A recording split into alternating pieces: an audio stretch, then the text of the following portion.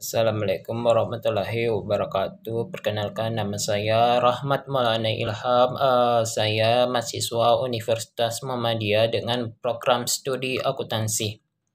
Oke, hari ini saya akan menjelaskan tentang mengenai utang antar perusahaan.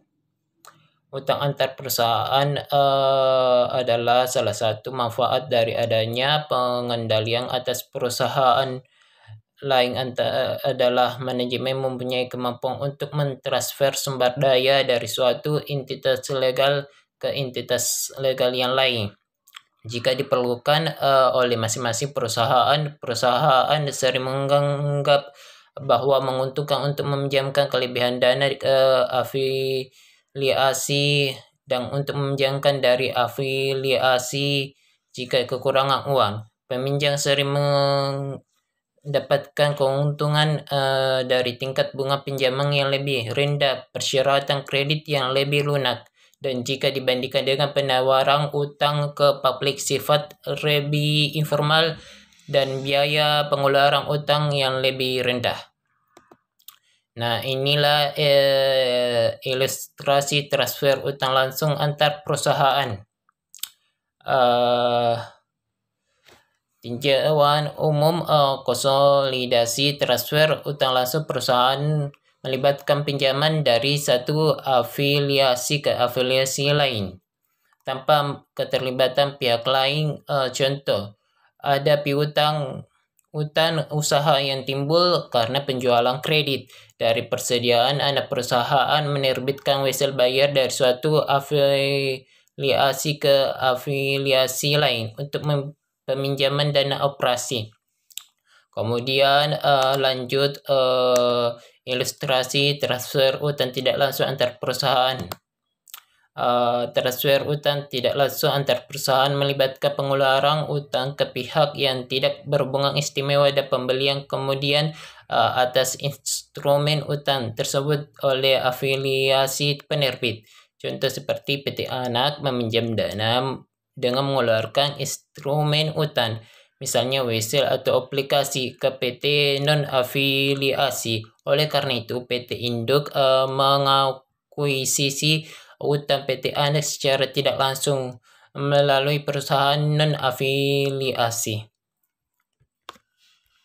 Lanjut, penjualan aplikasi langsung ke afiliasi. Pada saat perusahaan menjual aplikasi langsung ke afiliasi, semua pengaruh dari utang antar perusahaan harus dieliminasi. Dalam penyusunan laporan keuangan konsolidasi, suatu perusahaan tidak dapat melaporkan investasi pada aplikasi milik sendiri atau utang aplikasi ke diri sendiri.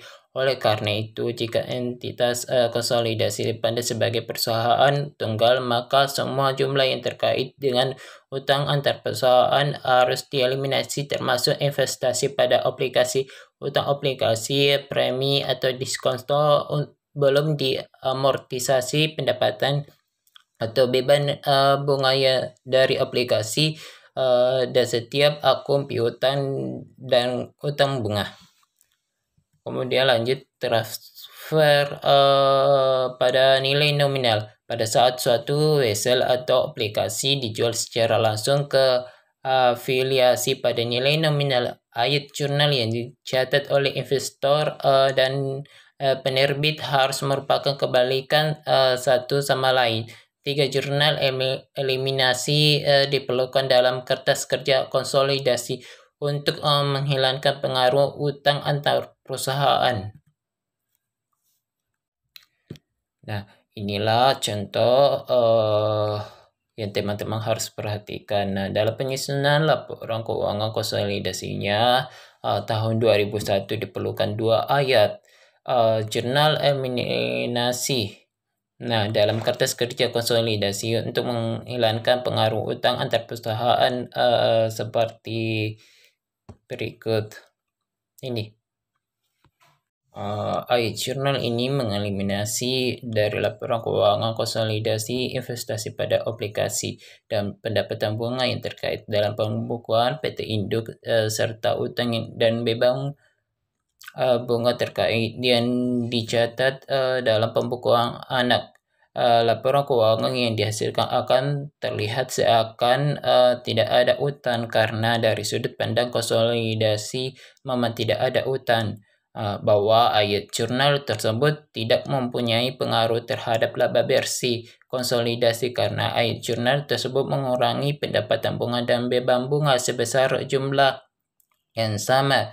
Ayat jurnal eliminasi pertama dan eliminasi kedua diperlukan pada setiap akhir periode selama masih terdapat utang antar perusahaan. Jika telah diperoleh bunga aplikasi pada akhir periode, maka bunga tersebut juga harus dieliminasi.